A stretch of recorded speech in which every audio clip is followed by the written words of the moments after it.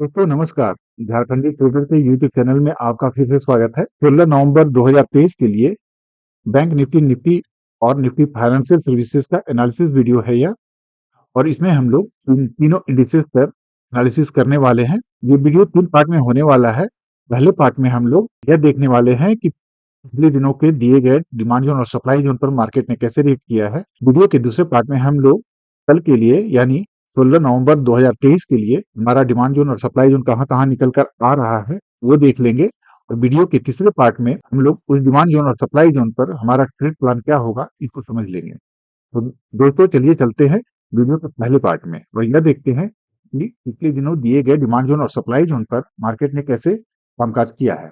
दोस्तों आपके स्क्रीन पर बैंक निफ्टी का 15 मिनट का चार्ट लगा हुआ है। तो देख रहे होंगे कि हम लोगों ने डिस्कस किया था कि हमारे सप्लाई जोन पर ही बैंक निफ्टी ने क्लोजिंग दिया हुआ है। तो गैप अप की स्थिति में हम लोग क्या करने वाले थे। गैप अप हम लोगों ने डिस्कस किया था कि गैप अप होगी और प्राइस एक्शन बनाकर अगर ऊपर जाएगी तो हम लोग लॉन्ग ट्रेड इनिशिएट करेंगे, लेकिन ऐसा बिल्कुल नहीं हुआ। ये बिल्कुल अनएक्सपेक्टेड बहुत बड़ा गैप अप खुला और इतना बड़ा मुझे उम्मीद नहीं था कि इतना बड़ा गैप अप खुलने वाला है। और आप देख रहे होंगे गैप अप खुला और वो बिल्कुल नेक्स्ट सप्लाई जोन के आसपास ही खुला। और सप्लाई जोन का पावर ये था कि किस तरह से मार्केट ने रिएक्ट किया और एक प्राइस एक्शन बनाते हुए फेयर जोन में क्लोज दिया है बैंक निफ्टी ने।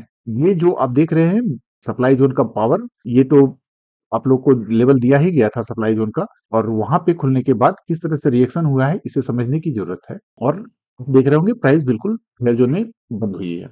आगे चलते हैं, निफ्टी का भी देख लेते हैं। निफ्टी का कामकाज कैसे हुआ है हमारे लेवल पर। दोस्तों आप देख रहे होंगे यही डिमांड जोन और सप्लाई जोन आप लोग को दिया गया था, लेकिन अनएक्सपेक्टेड निफ्टी में बहुत बड़ा गैप अप खुला। प्राइस निफ्टी में प्राइस बिल्कुल हमारे डिमांड जोन पर थी।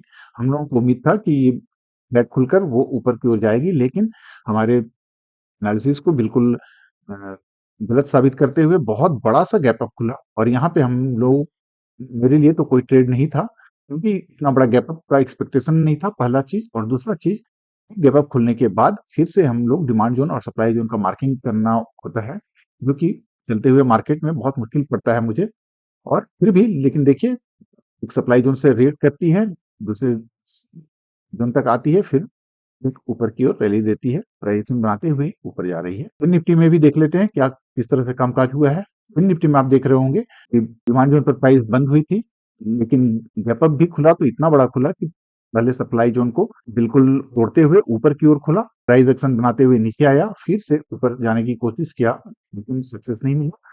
फिर से वो हमारे सप्लाई जोन में ही आकर बंद हुई है। आगे हम लोग वीडियो के तीसरे पार्ट में ये देख लेंगे कि फिर से अब नया रिवाइज डिमांड जोन और सप्लाई जोन कहाँ कहाँ बन के आ रहे हैं, क्योंकि आप देख रहे होंगे कि कुछ सप्लाई जोन टूट चुके हैं और उसकी ताकत खत्म हो चुकी है। इसलिए अब हम लोगों को फिर से एक सप्लाई जोन मार्किंग करना होगा, जो कि हम लोग तीसरे पार्ट में देखने वाले हैं। तो चलिए चलते हैं अब आगे वीडियो के दूसरे पार्ट में, जिसमें हम लोग डिमांड जोन और सप्लाई जोन इन तीनों इंडिसेस में कहाँ निकल कर आई हुई है उसकी चर्चा कर लेते हैं। स्क्रीन पर बैंक निफ्टी का 15 मिनट का चार्ट लगा हुआ है और इस चार्ट पर दो डिमांड जोन और दो सप्लाई जोन आपको दिख रहे हैं।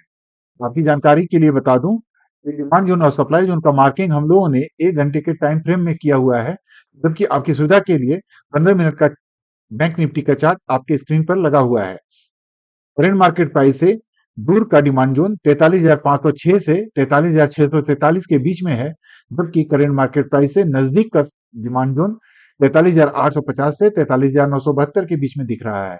सप्लाई जोन की बात कर लें तो करंट मार्केट प्राइस से नजदीक का सप्लाई जोन 44,344 से 44,433 के बीच में है, जबकि करंट मार्केट प्राइस से दूर का सप्लाई जोन 44,555 से 44,633 के बीच में दिख रहा है। आगे आपके स्क्रीन पर निफ्टी का 15 मिनट का चार्ट लगा हुआ है और इस चार्ट पर भी हम लोगों ने डिमांड जोन और सप्लाई जोन का मार्किंग 1 घंटे के टाइम फ्रेम पर किया हुआ है। दो डिमांड जोन और दो सप्लाई जोन आपको दिख रहे हैं। करंट मार्केट प्राइस से दूर का डिमांड जोन 19,314 से 19,356 के बीच में है, जबकि करंट मार्केट प्राइस से नजदीक का डिमांड जोन 19,415 से 19,456 के बीच में दिख रहा है। सप्लाई जोन की बात कर लें तो करंट मार्केट प्राइस से नजदीक का सप्लाई जोन 19,642 से 19,682 के बीच में है, जबकि करंट मार्केट प्राइस से दूर का सप्लाई जोन 19,700 से 19,752 के बीच में दिख रहा है। आगे बढ़ते हुए फिन निफ्टी के डिमांड जोन और सप्लाई जोन पर भी चर्चा कर लेते हैं। आपके स्क्रीन पर फिन निफ्टी का 15 मिनट का चार्ट लगा हुआ है और इस चार्ट पर भी 2 डिमांड जोन और 2 सप्लाई जोन निकल कर सामने आए हुए हैं। करंट मार्केट प्राइस से दूर का डिमांड जोन 19,357 से 19,402 के बीच में है, जबकि करंट मार्केट प्राइस से नजदीक का डिमांड जोन 19,531 से 19,581 के बीच में दिख रहा है। सप्लाई जोन की बात कर लें तो करंट मार्केट प्राइस से नजदीक का सप्लाई जोन 19,923 से 19,985 के बीच में है, जबकि करंट मार्केट प्राइस से दूर का सप्लाई जोन 20,088 से 20,160 के बीच में दिख रहा है। और आगे बढ़ते हुए वीडियो के तीसरे पार्ट में हम लोग इस डिमांड जोन और सप्लाई जोन पर अगले दिन यानी 16 नवंबर 2023 के लिए हमारा ट्रेड प्लान क्या होगा, इस पर चर्चा कर लेते हैं। तो चलिए दोस्तों, चलते हैं वीडियो के तीसरे पार्ट में। वीडियो के इस पार्ट में हम लोग ये देखने वाले हैं कि तीनों इंडिसेस में हमारा कल का ट्रेडिंग प्लान क्या होने वाला है। दोस्तों, आप लोगों को तो पता ही है कि हम लोग तीन स्थिति में एनालिसिस करते हैं, या प्राइस गैप खुल जाए तो हमारा ट्रेड प्लान क्या होगा, और अगर प्राइस गैप अप या गैप डाउन की स्थिति में हमारा ट्रेड प्लान क्या होना चाहिए। इस तीनों स्थिति में हम लोग तीनों इंडिसेस में अलग अलग एनालिसिस लिख लेते हैं, अलग अलग ट्रेड प्लान पर चर्चा कर लेते हैं। दोस्तों देखिए, बैंक निफ्टी में ना प्राइस जो है बिल्कुल फेयर जोन में बंद हुई है, और फेयर जोन में हम लोग अक्सर चर्चा करते रहते हैं प्रत्येक वीडियो में कि क्या हमारा ट्रेड प्लान होगा। निश्चित ही अगर प्राइस फ्लैट खुल जाती है तो वो फेयर जोन में ही खुलेगी। तो इसका मतलब है कि हम लोग प्राइस एक्शन के सहारे या तो शॉर्ट ट्रेड या प्राइस एक्शन के सहारे लॉन्ग ट्रेड इनिशिएट करेंगे। हाँ, लॉन्ग ट्रेड लेने की स्थिति में इस सप्लाई जोन तक हमारा पहला टारगेट होगा, जबकि शॉर्ट की स्थिति में हमारा डिमांड जोन तक पहला टारगेट होगा। अगर प्राइस गैप अप खुल जाती है तो वो बिल्कुल सप्लाई जोन के आसपास ही खुलेगी।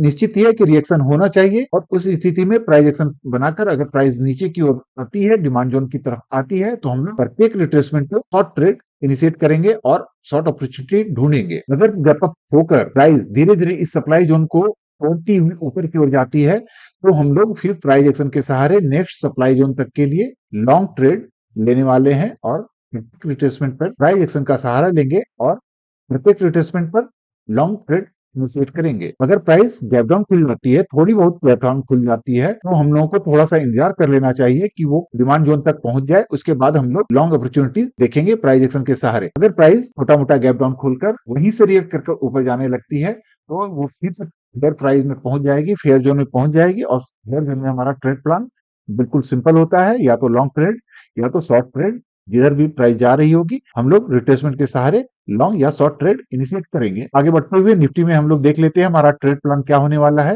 निफ्टी 15 मिनट का चार्ट की स्क्रीन पर लगा हुआ है।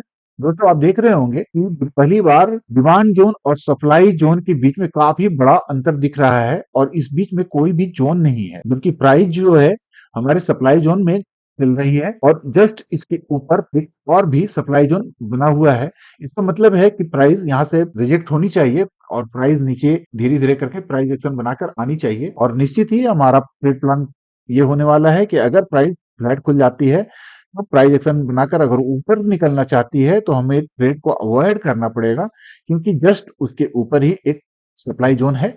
उस सप्लाई जोन को तोड़ने के बाद फिर हम लोग अन्य ट्रेड लेने की कोशिश कर सकते हैं, वो भी प्राइस एक्शन के सहारे। प्राइस एक्शन बना के अगर ऊपर निकलती है इस दोनों सप्लाई जोन को तोड़ते हुए, तो हम लोग एक लॉन्ग अपॉर्चुनिटी ढूंढेंगे, प्रत्येक रिट्रेसमेंट पे लॉन्ग ट्रेड लेंगे। अगर प्राइस फ्लैट खुलते ही नीचे की ओर आना चालू करती है, तो निश्चित ही है कि हम लोग शॉर्ट अपॉर्चुनिटी, प्रत्येक रिट्रेसमेंट पे शॉर्ट अपॉर्चुनिटी देखेंगे, और वो फेयर जोन तक हमारा पहला टारगेट होना चाहिए। उसके बाद फिर प्राइस एक्शन का सहारा लेकर जिधर भी प्राइस मूव करती है उस साइड का हम लोग ट्रेड लेंगे। अगर प्राइस गैप डाउन खुल जाती है, तो निश्चित ही है कि शॉर्ट ट्रेड इनिशिएट करेंगे, और वो भी फेयर जोन के आसपास का पहला टारगेट होना चाहिए। और फेयर जोन को तोड़ते हुए अगर नीचे की ओर आती है, तो फिर इस डिमांड जोन तक के लिए हम लोग शॉर्ट ट्रेड लेने वाले हैं। फिन निफ्टी पर भी चर्चा कर लेते हैं कि फिन निफ्टी पर हमारा ट्रेड प्लान क्या होना चाहिए। ये फिन निफ्टी का चार्ट आपके स्क्रीन पर है, 15 मिनट का चार्ट लगा हुआ है। आप देख रहे होंगे दोस्तों कि ये बिल्कुल फ्लैट ओपनिंग देकर फिन निफ्टी ने फ्लैट ही क्लोज किया है, और ये हमारे फेयर जोन में ही क्लोजिंग हुई है इसकी। और फेयर जोन में हमारा ट्रेड प्लान बिल्कुल सिंपल होता है। फ्लैट ओपनिंग होने की स्थिति में हम लोग या तो लॉन्ग ट्रेड या शॉर्ट ट्रेड लेंगे, वो भी जिधर जाना चाहती है प्राइस उस और प्रत्येक रिट्रेसमेंट पर हम लोग लॉन्ग या शॉर्ट ट्रेड लेंगे। अगर प्राइस गैप अप खुलती है, तो हम लोग थोड़ा देर वेट कर लेंगे और सप्लाई जोन तक जाने का वेट कर लेंगे और सप्लाई जोन से जब रिएक्शन चालू होगा तो फिर हम लोग शॉर्ट ट्रेड इनिशिएट करने वाले हैं। अगर प्राइस गैप डाउन खुलती है तो वो निश्चित ही धीरे धीरे करके पहले डिमांड जोन तक आएगी, फिर डिमांड जोन से रिएक्ट करते हुए अगर ऊपर प्राइस एक्शन बनाकर निकलती है तो हम लोग लॉन्ग ट्रेड की अपॉर्चुनिटी ढूंढेंगे। प्रत्येक रिट्रेसमेंट पे हमें लॉन्ग ट्रेड लेना है दोस्तों, यही ट्रेड प्लान रहेगा। बहुत सिंपल है दोस्तों। हमारा डिमांड जोन और सप्लाई जोन पर ट्रेड करने में अगर कोई समस्या आ रही हो तो प्लीज कमेंट बॉक्स में जाकर कमेंट करें। जो भी आप हमसे जानना चाहते हैं आप उस पर चर्चा कर सकते हैं। वैसे हम लोगों ने डिमांड जोन और सप्लाई जोन पर ट्रेड करने के लिए बहुत अच्छे अच्छे वीडियो बना रखे हैं। आपके आई बटन में उसका लिंक दिख रहा है। 4 वीडियो है प्लस 2 और वीडियो है, कुल मिलाकर 5 वीडियो आपको दिखेंगे। वो पांचों वीडियो आप जाकर बारी बारी से देखें। एक वीडियो साइकोलॉजी वीडियो है दोस्तों, उसमें जो ऑपरेटर के नाम से है, उस वीडियो को पूरा का पूरा देखिएगा बिना 1 मिनट का स्किप किए हुए, क्योंकि उस 1 मिनट में ही बहुत बड़ी लर्निंग आपसे छूट सकती है और उस लर्निंग की वजह से आपका ट्रेड गलत हो सकता है। इसलिए उस वीडियो को पूरा का पूरा शुरू से अंत तक देखिएगा, स्किप बिल्कुल भी मत कीजिएगा। दोस्तों हमारा चैनल अगर आपको अच्छा लगता है प्लीज सब्सक्राइब करें, इस वीडियो को अपने दोस्तों के साथ में शेयर भी करें ताकि हमारे चैनल को सपोर्ट मिल सके और इसी तरह के लर्निंग वाला वीडियो आप लोगों के लिए मैं लाता रहूं। सपोर्ट चाहिए दोस्तों, प्लीज सब्सक्राइब करके ही जाइएगा, अपने दोस्तों के साथ शेयर भी कीजिएगा। मिलते हैं अगले लर्निंग वीडियो में। धन्यवाद।